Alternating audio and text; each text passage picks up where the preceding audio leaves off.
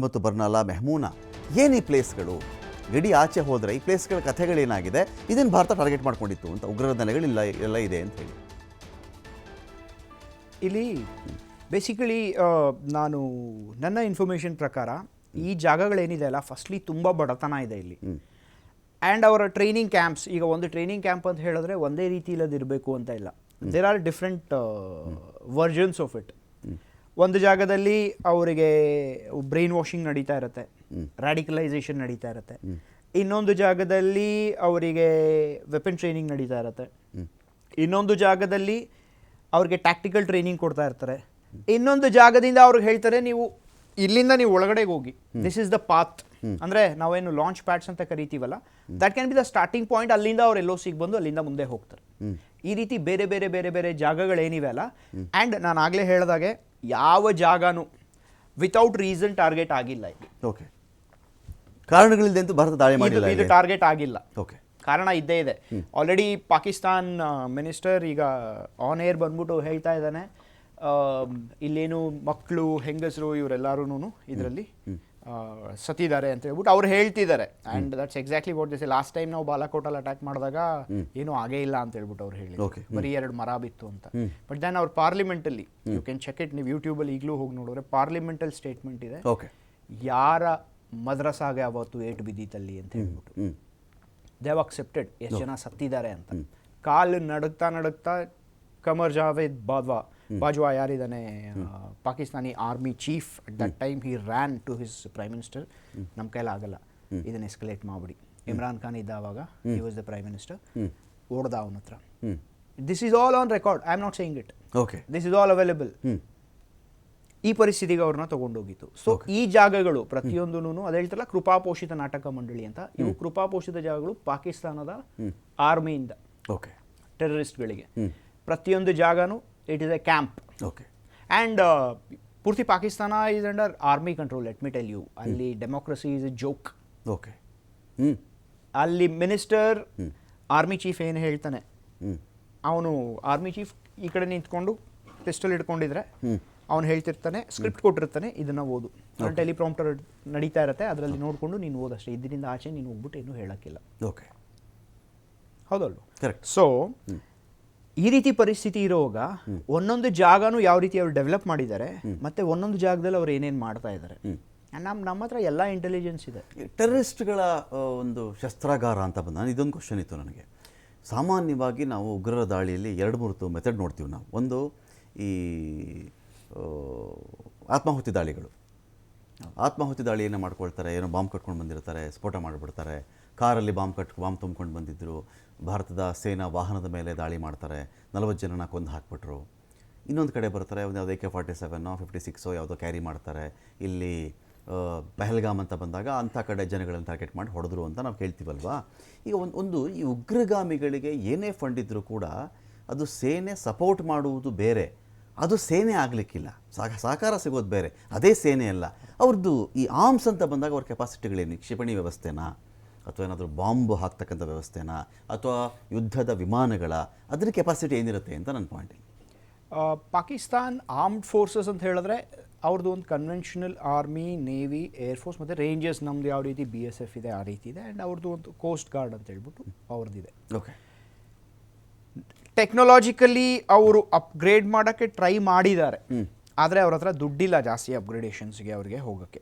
Okay F-16 ಮತ್ತು JF-17 5,000 ಜನ ಸೈನಿಕರು ನಮ್ಗೆ ಯುದ್ಧ ಮಾಡೋಕ್ಕಾಗಲ್ಲ ಅಂತ ರಿಸೈನ್ ಮಾಡಿ ಹೋದ್ರು ಸೇನಾ ಮುಖ್ಯಸ್ಥನೇ ಅವ್ನು ಇಡೀ ಫ್ಯಾಮಿಲಿನ ಬೇರೆ ಕಡೆಗೆ ಶಿಫ್ಟ್ ಮಾಡಿಬಿಟ್ಟ ಅವ್ನು ಎಲ್ಲಿದ್ದಾನೆ ಯಾರಿಗೂ ಗೊತ್ತಾಗ್ತಾ ಇಲ್ಲ ಇದುವರೆಗೂ ಕೂಡ ನನ್ನ ನೆಕ್ಸ್ಟ್ ಪಾಯಿಂಟು ಸೇನೆಗೆ ತಿನ್ನ ಗತಿ ಇಲ್ದಿದ್ದಾಗ ಸೇನೆಯಿಂದ aided and funded terrorist camps ಇರ್ತಾವಲ್ವಾ ಇವುಗಳ ಸ್ಥಿತಿಗತಿ ಏನಾಗಿದೆ ನನಗೆ ಹೊಟ್ಟೆಗಿಟ್ಟಿಲ್ಲ ಅಂದರೆ ನಾನು ಇನ್ನೊಬ್ಬರಿಗೆ ಏನು ಕೊಡ್ತೀನಿ ಅಂತ ಪ್ರಶ್ನೆ ಬರಲ್ವಾ ಅಲ್ಲಿ ಅವ್ರಿಗೆ ಗತಿ ಇಲ್ಲ ಅನ್ನೋ ಕಾರಣಕ್ಕೆ ಅವರು ಟೆರರಿಸ್ಟ್ಗಳಿಗೆ ಸಪೋರ್ಟ್ ಮಾಡ್ತಿದ್ದಾರೆ ಕಾರಣ ಈಗ ಒಂದು ಆರ್ಮಿ ವಾರ್ಗೆ ಅಂತ ಹೇಳ್ಬಿಟ್ಟು ಹೋದರೆ ನಿಮಗೆ ತುಂಬ ಜಾಸ್ತಿ ದುಡ್ಡು ಬೇಕಾಗಿರುತ್ತೆ ತುಂಬ ಜಾಸ್ತಿ ಫಂಡ್ಸ್ ಬೇಕಾಗಿರುತ್ತೆ okay and it's not an easy job. It's a very serious business. It's a dirty business. ಒಂದು ದಿನ ಕಳೆದ್ರೆ ಕೋಟ್ಯಾಂತರ ರೂಪಾಯಿ ಖರ್ಚು ಮಾಡ್ಬೇಕಂತ ಪರಿಸ್ಥಿತಿ Sir, ಇರುತ್ತೆ. Siachen Indian government with no conflict going on per day is spending around 7.5 crores for that. ಒಂದು ದಿನದ ಖರ್ಚು ಒಂದು ದಿನದ ಸಿಯಾಚಿನ್ ಖರ್ಚು.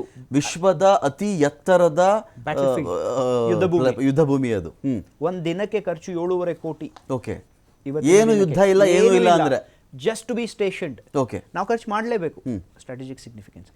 ಈ ಅಂತ ರೀತಿ ಕಡೆಗೆ ಒಂದು ಲೀಟರ್ ಪೆಟ್ರೋಲ್ನ ನೀವು ನೆಲದಿಂದ ಅಲ್ಲ ಕೊಂಡೊಯ್ಬೇಕು ಅಂದ್ರೇನೆ ಅದು ಖರ್ಚೆ 700 ರೂಪಾಯಿ 800 ರೂಪಾಯಿ ಆಗ್ಬಿಡುತ್ತೆ ಅಂತ. ನಾನಲ್ಲಿ ಇದ್ದಾಗ ಅದು ನಾವು ಹೀಗೆ ಇವೆಲ್ಲ ವರ್ಕ್ ಮಾಡಿದ್ದೀರಿ ಕ್ಯಾಲ್ಕುಲೇಟ್ ಮಾಡ್ತಾ ಇದ್ದಾಗ ಅದು ಬರುತ್ತೆ. ಒಂದು ಕಪ್ ಟೀ ಚಂಡೀಗಢಿಂದ ಸಿಯಾಚಿನಲ್ಲಿ ನನ್ನ ಪೋಸ್ಟ್ಗೆ ಬರೋ ಅಷ್ಟೊತ್ತಿಗೆ 7,500 ಕಾಸ್ಟ್ ಆಗುತ್ತೆ ಅದರದ್ದು. ಒಂದು ಕಪ್ ಟೀನ ವ್ಯಾಲ್ಯೂ ನೀವು ಕ್ಯಾಲ್ಕುಲೇಟ್ ಮಾಡಿದ್ರೆ ಒಂದೇ ಒಂದು ಕಪ್ ಟೀ ಅದು 7,500 ರೂಪಾಯಿ ಆಗುತ್ತೆ ಅಲ್ಲಿ. ನೀವು ಇಲ್ಲಿಂದ ಬರ್ತೀರಾ, ಚಂಡೀಗಢಿಂದ ಬೈ ಏರ್ ಹಾಲು, ಟೀ ಪುಡಿ, ಸಕ್ಕರೆ, ಎವ್ರಿಥಿಂಗ್. ಓಕೆ, ಒಂದು ಕಪ್ ಟೀ ಮಾಡಿ ನನಗೆ ಬರುತ್ತೆ ಅಂದರೆ ಕಾಸ್ಟ್ ಅಷ್ಟಾಗುತ್ತೆ. ಚಂಡೀಗಢ ಟು ಸಿಯಾಚಿನ್, ಚಂಡೀಗಢ ಟು ಸಿಯಾಚಿನಲ್ಲಿ ನನ್ನ ಪೋಸ್ಟ್ಗೆ ರೀಚ್ ಆಗಿ ನಾನು ಒಂದು ಟೀ ನಾನು ಮಾಡ್ಕೊಂಡು ಒಂದು ಕಪ್ಪಲ್ಲಿ ಕುಡಿದೆ ಅಂದರೆ 7,500 ರೂಪಾಯಿ ಖರ್ಚಾಗಿರುತ್ತೆ ಅದಕ್ಕೆ. ಅಷ್ಟು ಎತ್ತರದ ಪ್ರದೇಶ ಅದು. ಆ ರೀತಿ ಜಾಗ ಅದು ನಾವು ಸಸ್ಟೈನ್ ಮಾಡ್ತಿದ್ದೀವಿ. ಓಕೆ, ಇಮ್ಯಾಜಿನ್ ಮಾಡ್ಕೊಳ್ಳಿ, ಪಾಕಿಸ್ತಾನ ಆರ್ಮಿನೂ ಇದೆ ಅಲ್ಲಿ, ಅರ್ಥ ಆಯ್ತಾ? ಅವ್ರಿಗೆ ಈ ರೀತಿ ಸಸ್ಟೈನೆನ್ಸ್ ಫೆಸಿಲಿಟೀಸ್ ಕೋಟಿ ಎಲ್ಲ ಕನಸು ಅವ್ರಿಗೆ. ಅವ್ರ ಹತ್ರ ಹೇಳಿದೆ ಅಲ್ವಾ, 7 ಈಗ ಅವ್ರಿಗೆ ಮಾಡೋದು ಕಷ್ಟನೇ. ಮಿಸೈಲ್ಸ್ಗೆ ಅವ್ರ ಹತ್ರ ದುಡ್ಡಿಲ್ಲ, ಎಲ್ಲಿಂದ ಕೊಡ್ತಾರೆ? ಈಗ ಯಾರೇ ಕೊಡ್ಬೋದು, ಯಾವ ಕಾರಣಕ್ಕೋಸ್ಕರ ಕೊಡ್ತಾರೆ? ಟರ್ಕಿ, ನಮ್ದು ಡಿಪ್ಲೊಮ್ಯಾಟಿಕ್ ರಿಲೇಷನ್ಸ್ ನಮ್ಮ ಹತ್ರ ಅವ್ರದ್ದಿದೆ, ಮತ್ತೆ ತುಂಬಾ ಟ್ರೇಡ್ ಇದೆ. Okay, what if we boycott? Correct. China ಆಯ್ತು ಸಪೋರ್ಟ್ ಮಾಡುತ್ತೆ, ಅವ್ರ ಮಾರ್ಕೆಟ್ ಬಿಟ್ಬಿಡ್ತಾರ, ಪಾಕಿಸ್ತಾನ್ಗೋಸ್ಕರ ಇಂಡಿಯನ್ ಮಾರ್ಕೆಟ್ ಬಿಡ್ತಾರ. ಬಿಗ್ ಚಂಕ್, ಓಕೆ, ಹತ್ತತ್ರ ಅರೌಂಡ್ $100 ಬಿಲಿಯನ್ ಅವರ ಜೊತೆ ನಮ್ಮದು ಆನ್ಯುಯಲ್ ಟ್ರಾನ್ಸಾಕ್ಷನ್ಸ್ ನಡೆಯುತ್ತೆ ಚೈನಾ ಜೊತೆ. ಓಕೆ, ಒಂದು ಯುದ್ಧಕ್ಕೋಸ್ಕರ ಇಲ್ಲ ಒಂದು ಟೆರರಿಸ್ಟ್ ಅಟ್ಯಾಕ್ ಅವ್ರು ಮಾಡಿದ್ರು ಮತ್ತೆ ಇಂಡಿಯಾ ರಿಟಾಲಿಯೇಟ್ ಮಾಡ್ತು ಅಂತ ಫುಲ್ ಆನ್ ಸಪೋರ್ಟ್ ಮಾಡೋಕ್ಕೆ ಪಾಕಿಸ್ತಾನ್ ಹೋಗತ್ತಾ? ಐ ಮೀನ್ ಚೈನಾ ಹೋಗುತ್ತಾ ಪಾಕಿಸ್ತಾನ್ಗೆ? That is not a possibility. Ultimately sir, world runs on money. Okay, and ಈ ಬಡತನ ಏನಿದೆ ಪಾಕಿಸ್ತಾನದಲ್ಲಿ, ಇದು ಅವರ ದೊಡ್ಡ ಶತ್ರು. ಆ್ಯಂಡ್ ಅವರ ಆರ್ಮಿ ಈಗ ಟಾರ್ಗೆಟ್ ಮಾಡ್ತಿರೋದು ಅದೇ. ಅವ್ರ ಹತ್ರ ದುಡ್ಡಿಲ್ಲ, ಕನ್ವೆನ್ಷನಲ್ ವಾರ್ಗೆ ದುಡ್ಡಿಲ್ಲ. ನಾನು ಹೇಳಿದಾಗೆ ಬ್ಲೀಡ್ ಇಂಡಿಯಾ 2000 ಕಟ್ಸ್, ಇದು ಅವರ ಸ್ಟ್ರಾಟಜಿ. ಓಕೆ, ಕನ್ವೆನ್ಷನಲ್ ಮಾಡೋಕ್ಕಾಗಲಿಲ್ಲ, ಇದನ್ನ ಮಾಡಿ ಪ್ರಾಕ್ಸಿ ವಾರ್ ರಕ್ತ ಹರಿಸ್ತಾ ಇರು, ಯುದ್ಧ ಮಾಡಬೇಡ, ಗಾಯ ಮಾಡ್ತಾ ಇರು ಭಾರತಕ್ಕೆ, ಯುದ್ಧ ಮಾಡೋದು ಬೇಡ ನೀನು, ಅವ್ರನ್ನ ಅಣುವಾಗಿ ಚಿತ್ರಹಿಂಸೆ ಕೊಡ್ತಾ ಇರೋ ನೀನು ಅಂತ ಹೇಳಿ.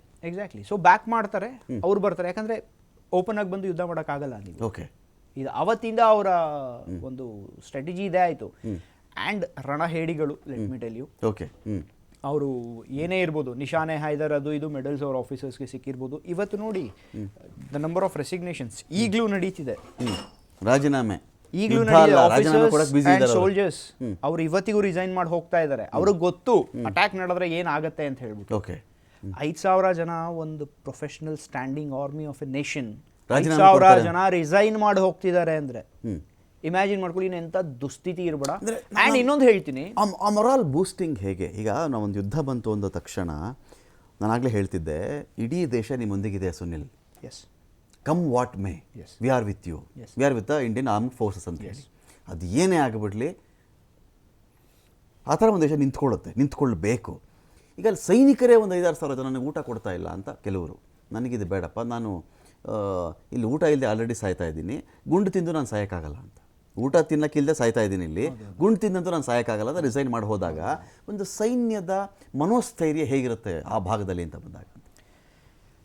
ನಾನು ಇಲ್ಲಿ ಸೈನ್ಯ ಮತ್ತು ದೇಶ ಎರಡರ ಬಗ್ಗೆನೂ ಮಾತಾಡ್ತೀನಿ. ಓಕೆ, ಯಾವುದೇ ಒಂದು ದೇಶ ಭಯೋತ್ಪಾದನೆಯ ಬುನಾದಿಯಲ್ಲಿ ಕ್ರಿಯೇಟ್ ಆದರೆ ಓಕೆ ಏನಾಗುತ್ತೆ ಅನ್ನೋದಕ್ಕೆ Pakistan is the black demonstration. Okay, ಅವ್ರ ದೇಶ ಏನು? ಈಗ ಪಾಕಿಸ್ತಾನನ ಗ್ಲೋಬಲ್ಲಿ ಎಲ್ಲರೂ ಹೇಗೆ ರೆಕಗ್ನೈಸ್ ಮಾಡ್ತಿದ್ದಾರೆ? It's a terrorist nation. That is the first thing that comes. Correct. No tourist wants to go. ಯಾರಿಗೂ foreign travel, especially Europeans, westerners ಯಾರಿದ್ದಾರೆ, they don't want to go there. ಕಾರಣ ಏನು? ಹೋದ್ರೆ ಯಾರು ಕಿಡ್ನಾಪ್ ಮಾಡಿ ರ್ಯಾನ್ಸಮಿಗೋಸ್ಕರ ಎಲ್ಲಿ ಟೀಮ್ಗಳಿಗೂ ಅದಾಯ್ತು. ಶ್ರೀಲಂಕಾ ಟೀಮ್ ಬಸ್ ಮೇಲೆ ಅಟ್ಯಾಕ್ ಮಾಡಿದ್ರು. ಟೀಮ್ ಬಸ್ ಮೇಲೆ, ಕ್ರಿಕೆಟ್ ಟೀಮ್ ಬಸ್ ಮೇಲೆ. ಹೌದು, Ajantha Mendis, Sri Lankan leg spinner, he was in Sri Lankan army. Ajantha ಮೆಂಡೆಸ್ leg spinner, ಅರ್ಥ ಆಯ್ತಾ? ಅವ್ರ ಮೇಲೆ ಅವರು ಅಟ್ಯಾಕ್ ಮಾಡಿ ಆ ಥರದ್ದು. And they want India to go to Pakistan, ಅರ್ಥ ಆಯ್ತಾ? That is one part. ನಾನು ಕಮಿಂಗ್ ಬ್ಯಾಕ್, ಒಂದು ದೇಶ ಭಯೋತ್ಪಾದನೆ ಬುನಾದಿಯಲ್ಲಿ ಕ್ರಿಯೇಟ್ ಆಯಿತು ಅಂತ ಹೇಳಿದ್ರೆ ಅವ್ರಿಗೆ ಬೇರೇನು ಸ್ಟ್ರೆಂತ್ ಆವತ್ತಿಂದನೂ ಅವ್ರಿಗೆ ಇರಲಿಲ್ಲ. They was A time 1970s ತುಂಬ ಚೆನ್ನಾಗಿ ಪ್ರಾಸ್ಪರ್ ಆದರು. They were beating us. Okay, let me tell you, go back and check the records. ನೀವು ಚೆಕ್ ಮಾಡಿದ್ರೆ ಅವ್ರು ನಮಗಿನ್ನ ಪ್ರಾಸ್ಪರಸ್ ಆಗಿದ್ರು. Okay, they were developing. But then ಒಂದು ಈಗ ಭಯೋತ್ಪಾದನೆಯ ಬುನಾದಿ. ಎರಡನೇದು, ಯಾವುದೇ ದೇಶದಲ್ಲಿ ಮಿಲಿಟರಿ ಅನ್ನೋದು ಪೊಲಿಟಿಕ್ಸ್ಗೆ ಬಂದರೆ ಏನಾಗುತ್ತೆ ಅನ್ನೋದಕ್ಕೂ ಇದೆ ಎಕ್ಸಾಂಪಲ್. ಓಕೆ, ಎರಡು ಬೇರೆ ಬೇರೆ ಆಗಿರ್ಬೇಕು ಯಾವತ್ತಿಗೂ. ಈಗ proudly I can say we are for this country. ನಾವಿರೋದು, ನಮ್ಮ Indian armed forces are for the country. ನಾವು ಪ್ಲೆಡ್ಜ್ ತಗೋತೀವಿ. Okay, that in the name we will, even to the peril of our lives, ನಮ್ಮ ಜೀವ ಕೊಟ್ಟಾದರೂ ಸರಿ ನಾವು ನಮ್ಮ ದೇಶದ ಸಂವಿಧಾನನ ಮತ್ತೆ ನನಗೇನು ಆರ್ಡರ್ ಸಿಗುತ್ತೆ ನನ್ನ ಸುಪೀರಿಯರಿಂದ, ನಾನು ಅದನ್ನು ಕಾಪಾಡ್ತೀನಿ ಅಂತ. ಇದು ಆ ದೇಶದಲ್ಲಿ ಇಲ್ಲ. ಯಾಕಂದರೆ ಯಾವ ಪ್ಲೆಡ್ಜ್ ತೊಗೊಂಡು ನಾನು ಏನನ್ನ ಕಾಪಾಡಬೇಕು, ನಾನು ಅದನ್ನು ಮರೆತು ಬಿಡ್ತೀನಿ. ಓಕೆ, ಸಂವಿಧಾನ ಇದ್ದರೆ ಅಲ್ವಾ ನೀವು ಪ್ಲೆಡ್ಜ್ ತೊಗೊಳ್ಳೋದು. ಅಲ್ಲಿ ರಾಜ ಧರ್ಮ, ದೇಶ, ಮತಾಂಧತೆ, ಮಿಲಿಟರಿ ಜೊತೆಗೆ ಈ ಕೆಲವೊಂದಷ್ಟು ಬೇಡದ ವಿಚಾರಗಳು, ಇಷ್ಟು ಒಂಥರ ಮಿಕ್ಸಪ್ ಆಗಿರತಕ್ಕಂಥ ದೇಶನ ಅಂತ, ಅದು ಪ್ರತ್ಯೇಕವಾಗಿ ನೋಡೋಕ್ಕಾಗಲ್ಲ ಆ ದೇಶದಲ್ಲಿ ಅಂತ ಹೇಳಿ. ಆಬ್ಸಲ್ಯೂಟ್ಲಿ, ಖಂಡಿತ. ನೀವು ಇದು ಕಾಣಿಸ್ತಿದೆಯಲ್ಲ ಈಗ. ಓಕೆ, ನೀವು ಅವರ ಮಿನಿಸ್ಟರ್ಸ್ ಒಬ್ಬೊಬ್ರು ಏನೇನು ಸ್ಟೇಟ್ಮೆಂಟ್ ಕೊಡ್ತಿದ್ದಾರೆ ನೋಡಿ. ಓಕೆ, ಒಬ್ಬ ಮಿನಿಸ್ಟರ್ ಬಂದು ಹೇಳ್ತಿದ್ದಾನೆ, ಹೌದು ನಾವು ಸಪೋರ್ಟ್ ಮಾಡಿದ್ವಿ, ನಮ್ಮ ಹತ್ರ ಟೆರರ್ ಕ್ಯಾಂಪ್ಸ್ ಇತ್ತು, ನಾವು we did the dirty job for America, ಇದನ್ನೆಲ್ಲ 30 ವರ್ಷ ಮಾಡಿದ್ವಿ, 35 ವರ್ಷ ಮಾಡಿದ್ವಿ ಅಂತ ಅವ್ರು ಹೇಳ್ತಾ ಇದ್ದಾರೆ. ಇನ್ನೊಬ್ಬ ಬಂದು ಹೇಳ್ತಾನೆ, ನಾವು ಅಷ್ಟು ಹಿಂದೆ ಹೋಗೋದು ಬೇಡ, ಈಗ ಬರೀ 9/11 ಆದಮೇಲೆ ನಾವೇನೇನು ಮಾಡಿದ್ವಿ ಅದನ್ನೇ ನೋಡಿ. 9/11 ಮಾಡಿದ್ಮೇಲೆ ಅವ್ರು ಏನು ಮಾಡಿದ್ರು? 2011 ಒಸಾಮಾ ಬಿನ್ ಲಾಡೆನ್ ಅಬೋಟಾಬಾದಲ್ಲಿ ಸಿಗ್ದ. ಓಕೆ, ಯಾವ 9/11 ಆದಮೇಲೆ ಅವ್ನು ಮಾತಾಡ್ತಾ ಇದ್ದಾನೆ ಈಗ. ಓಕೆ, ಏನೇ ಆದರೂ their backyard is infested with snakes. ಅದು ಅವರೇ ಮಾಡ್ಕೊಂಡಿರೋದು. ಇದು ಸ್ವಯಂಕೃತ ಅಪರಾಧ ಅವರು. ಸರ್, ಈಗ ಒಂದು ಕೆಲಸ ಏನೋ ಇರುತ್ತೆ, ಆ ಕೆಲಸ ಮಾಡೋ ಅಂಥ ಅಧಿಕಾರ ನನಗಿದೆ ಅಂದರೆ ಅದನ್ನು ಮಾಡದಿರೋ ಇರೋಕ್ಕೂ ಅಧಿಕಾರ ಇದೆ. That is A choice. Okay, and anything that happens, ಏನೇ ನಡೆದ್ರು ಲೈಫಲ್ಲಿ, it's A product of our choice. Okay, and ನಮ್ಮ life whatever it is, that should be in our control, and Pakistan did not take control of its destiny. It just let it free. ಏನೋ ಆಗತ್ತೆ ಅಂತ ಬಿಟ್ರು. Army took over. ನೋಡಿದ್ರಲ್ಲ, ಒಂದು stable government ಬಂತು ಅಂದರೆ there will be a coup. Correct. And there will be devastating attack India ಮೇಲೆ ಮಾಡ್ತಾರೆ. ಮಾಡಿದ ತಕ್ಷಣ ನಾವು ರಿಟಾಲಿಯೇಟ್ ಮಾಡ್ತೀವಿ, ಅವ್ರು ಹಿಂದೆ ಹೋಗ್ತಾರೆ ಮತ್ತೆ. Then already they are running around the world with begging bowls in their hands. ಈಗ ಈ 9 ಸ್ಥಳಗಳು ಅಂತ ನಾವು ಬಂದಾಗ ನೋಡಿ, ಇಲ್ಲಿ ಬೇಕಾದಷ್ಟಿದೆ. ಜೈಷ್ ಟ್ರೈನಿಂಗ್ ಕ್ಯಾಂಪು, ಅದನ್ನು ಡೆಸ್ಟ್ರಾಯ್ ಮಾಡಲಾಗಿದೆ. ಮುಜಫರಾಬಾದ್ ಬಗ್ಗೆ ನಾನು ಇಲ್ಲಿ ಮಾತಾಡ್ತಾ ಇದ್ದೀನಿ. ಜೈಷ್ನ ಟ್ರೈನಿಂಗ್ ಕ್ಯಾಂಪ್ ಅದು. ಜೊತೆಗೆ ಸೈಯದ್ನ ಬಿಲಾಲ್ ಮರ್ಕರಾಜ್ ಮೇಯ್ನು ಇದು JEMನ ಒಂದು ಟ್ರೈನಿಂಗ್ ಸೆಂಟರ್ ಇವೆಲ್ಲವೂ ಕೂಡ, ಅದನ್ನು ಕೂಡ ಇಂಡಿಯಾ ಇದೀಗ ಡೆಸ್ಟ್ರಾಯ್ ಮಾಡಿರೋದು. ಅಂದರೆ ಆ್ಯಕ್ಯುರೇಟ್ ಟಾರ್ಗೆಟ್ಗಳಿವೆಲ್ಲವೂ ಕೂಡ ಆ್ಯಕ್ಯುರೇಟ್. ನಾನು ಅಲ್ಲಿ ಹೊಡಿಬೇಕು ಅಂದರೆ ಅಲ್ಲಿಗೆ ಮಾತ್ರ ನನ್ನ ದಾಳಿ ಇರುತ್ತೆ ಅಂತ ಹೇಳಿ ಪಿನ್ ಪಾಯಿಂಟ್ ಬೇಕಾದ್ರೆ ಅಲ್ಲಿ ಇಟ್ಟುಬಿಟ್ಟು ಹೇಳ್ಬೋದು, ಈ ಪ್ರದೇಶಕ್ಕೆ ಹೊಡಿತೀವಿ ಅಲ್ಲಿಗೆ ಹೊಡೆದಿರೋದು ಅಂತ ಹೇಳಿ. ಸೊ ಈ ಒಂದು ಟ್ರಾನ್ಸಿಟ್ ಕ್ಯಾಂಪ್ಗಳು ನಡೆಸುತ್ತೆ. ಅಲ್ಲಿ ಜೈಷೆ ಮೊಹಮ್ಮದ್ನ ಟ್ರಾನ್ಸಿಟ್ ಕ್ಯಾಂಪ್ ಇತ್ತಲ್ಲಿ, ಇನ್ನೊಂದು ಕಡೆ ಬೇರೆ ಬೇರೆ ಕಡೆಗಳಲ್ಲಿ 9 ಸ್ಥಳಗಳನ್ನ ಟಾರ್ಗೆಟ್ ಮಾಡ್ಕೊಂಡು ದಾಳಿ ಮಾಡಿದೆಯಲ್ಲ. ಸೊ ವಾಟ್ ನೆಕ್ಸ್ಟ್ ಅಂತ ಹೇಳಿ ಲೆಫ್ಟಿನೆಂಟ್ ಕರ್ನಲ್? ಇಂಡಿಯನ್ ಆರ್ಮಿ ಇವತ್ತು ಬೆಳಗ್ಗೆ ಟ್ವೀಟ್ ಮಾಡಿದೆ, ಜಸ್ಟಿಸ್ ಸರ್ವ್ಡ್ ಅಂತ. ಓಕೆ, ಸೊ ನಮ್ಮ ಕಡೆಯಿಂದ ನಮಗೆ ಗೊತ್ತಿತ್ತು ನಾವೇನು ಮಾಡಬೇಕು ಅದನ್ನು ಮಾಡಿದ್ದೀವಿ as a retaliation to your attack. This is what we have done. ಅವರು ಈಗ ಏನೇನು ಮಾಡ್ತಾ ಇದ್ದಾರೆ ಅಂದರೆ, ಅವ್ರ ಸ್ಟೇಟ್ಮೆಂಟ್ಸ್ ಬರ್ತಿರೋ ಪ್ರಕಾರ they are saying India is the aggressor, India first attack ಮಾಡಿರೋದು, and we have the right for retaliation. Okay, ಅವ್ರೇನು ಹೇಳ್ತಿದ್ದೆ, ಆ್ಯಕ್ಚುಲಿ ನಾವೀಗ ರಿಟಾಲಿಯೇಟ್ ಮಾಡಿದ್ದೀವಿ, ಬಟ್ ಪಾಕಿಸ್ತಾನ ಏನು ಹೇಳ್ತಿದೆ, ನಾವೇನೂ ಮಾಡಿಲ್ಲ, ಇಂಡಿಯಾ ಫಸ್ಟ್ ಅಟ್ಯಾಕ್ ಮಾಡಿದೆ, ನಾವೀಗ ರಿಟಾಲಿಯೇಟ್ ಮಾಡ್ತೀವಿ. ರಿಟಾಲಿಯೇಷನ್ ಅನ್ನೋ ಒಂದು ವಿಚಾರ ಇದೆಯಲ್ಲ, ಸೂಕ್ಷ್ಮ ವಿಚಾರ ಇದು. ಉಗ್ರಗಾಮಿಗಳ ನೆಲೆಗಳ ಮೇಲೆ ಭಾರತ ದಾಳಿ ಮಾಡಿದಾಗ ಉಗ್ರಗಾಮಿಗಳ ಕಡೆಯಿಂದ ರಿಟಾಲಿಯೇಷನ್ ಬರಬೇಕು. ಒಂದು ಸರ್ಕಾರವಾಗಿ, ಒಂದು ಸರ್ಕಾರದ ಮಿಲಿಟರಿ ವ್ಯವಸ್ಥೆಯಾಗಿ ಮಿಲಿಟರಿ ನಾನು ರಿಟಾಲಿಯೇಷನ್ ಮಾಡ್ತೀನಿ ಅಂತ ಹೇಳಕ್ಕೆ ಬರುತ್ತಾ ಅಂತ. ಒಂದು, ನನ್ನ ನೆಲ ಕಣೆಯ ಇದು, ನೀನು ಸುಮ್ಮನೆ ಉಗ್ರಗಾಮಿ ಅಂತ ಹೇಳ್ಬಿಟ್ಟು ನನ್ನ ಮೇಲೆ ದಾಳಿ ಮಾಡ್ತಾ ಇದೆಯಾ, ನಾನು ನಿಮ್ಮ ಮೇಲೆ ಪ್ರತಿ ದಾಳಿ ಮಾಡಲೇಬೇಕು ನಾನು ಅಂತ ಅವ್ರು ಹೇಳಕ್ಕೆ ಬರುತ್ತಾ ಅಂತ. ಇಬ್ರು ಒಂದೇ ಅಲ್ವಾ? There is no difference. But ಒಂದೇ ನಾಣ್ಯದ ಎರಡು ಮುಖಗಳು ಅಲ್ಲ, ಒಂದೇ ಮುಖಾನೇ ಅದು. ಅವರ ನಾಣ್ಯಕ್ಕೆ ಎರಡನೇ ಮುಖ ಇಲ್ವೇ ಇಲ್ಲ. ಒಂದೇ ಮುಖ. ಆ ನಾಣ್ಯದಲ್ಲಿ ಒಂದೇ ಕಡೆ ಎರಡು ಮುಖ ತೋರಿಸಿದ್ದಾರೆ. ಆ ಎರಡು ಮುಖಗಳು ದೇ ಆರ್ ಯೂನಿಫೈಡ್. ಇವ್ರು ಯೂನಿಫಾರ್ಮ್ ಹಾಕೊಂಡಿದ್ದಾರೆ, ಅವ್ರು ಯೂನಿಫಾರ್ಮ್ ಹಾಕೊಂಡಿಲ್ಲ, ಅಷ್ಟೇನೆ ವ್ಯತ್ಯಾಸ. ಇಬ್ರು ಒಂದೇ. ಅವರ ಆರ್ಮಿ ಚೀಫ್ ಇಂದ ಹಿಡಿದು ಅವರೆಲ್ಲರೂ ಟೆರರಿಸ್ಟ್ಗಳೇನೇನೆ. ಅದೇ ಅವ್ರಿಗೆ ಬೇರೆ ದಾರಿ ಇಲ್ಲ. ನಾನು ಹೇಳಿದಾಗೆ ಅವ್ರ ನೆಲದ ಮೇಲೆ ಅಟ್ಯಾಕ್ ಆಗಿದೆ, ನಮ್ಮ ನೆಲದ ಮೇಲೂ ಅಟ್ಯಾಕ್ ಆಗಿದೆ.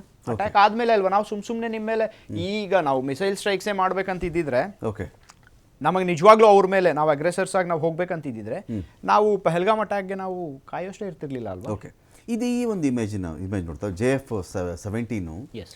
ಇದೇನಿದು, ಯಾವ ಥರದಲ್ಲಿ ಇದ್ರದ್ದು ರಚನೆ ಆಗಿರುತ್ತೆ, ಈ ಒಂದು ವಿಚಾರ ರಷ್ಯನ್ ಎಂಜಿನ್ ಮತ್ತು ಚೈನಾ ಮೇಡ್ ಅಂತ ನೀವು ಕರಿತಾ ಇದ್ರಿ, ಇದು ಧ್ವಂಸವಾಗಿದೆ ಅಂತ ಮಾಹಿತಿ. ಹೌದು, ಇದು ನೋಡಿದೆ ನಾನು. ಓಕೆ, ಇದು ರಷ್ಯನ್ ಕಿಲ್ಮೋವ್ ಅಂತ ಹೇಳ್ಬಿಟ್ಟು, ಇದು Russian engine, American Chinese JF-17 ಜೆಟ್ಸಲ್ಲಿ ಬರುವಂಥ ಒಂದು ಎಂಜಿನ್ ಇದು.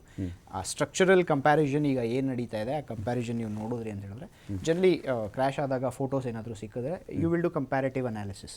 Okay, immediately. Even if you remember ನಮ್ಮ Abhinandan Varthaman Correct. During Balakot MiG-21 F-16 ನ ಹೊಡೆದು ಅವರು, that was a great act. ಈಗ ಟಾಪ್ ಗನ್ ಮೂವೀಸ್ ಅಲ್ಲೆಲ್ಲ ನೋಡ್ತೀವಲ್ಲ, that was a great act. ಅವ್ರು ಮಾಡಿ then he landed and he came back. ಅರ್ಥ ಆಯ್ತಾ? ಸೊ ಇದು ಒಂದು ನಡೆದಿದೆ. ಬಟ್ ನನಗೆ ಇದ್ರ ಬಗ್ಗೆ ಇದು ಏನಿದೆ, if that picture is true then JF-17 ಒಂದು ಉರುಳಿದೆ. ಓಕೆ, ಅದ್ರ ಬಗ್ಗೆ ಫರ್ದರ್ ಇನ್ಫಾರ್ಮೇಷನ್ ನಾವು ತಗೋಬೇಕು. But this is JF-17 engine. Fine. ನಾನು ಮತ್ತಷ್ಟು ಮಾತಾಡ್ತೀರಾ ನಿಮ್ಮನ್ನು ಒಂದು ಬ್ರೇಕ್ ಆದಮೇಲೆ.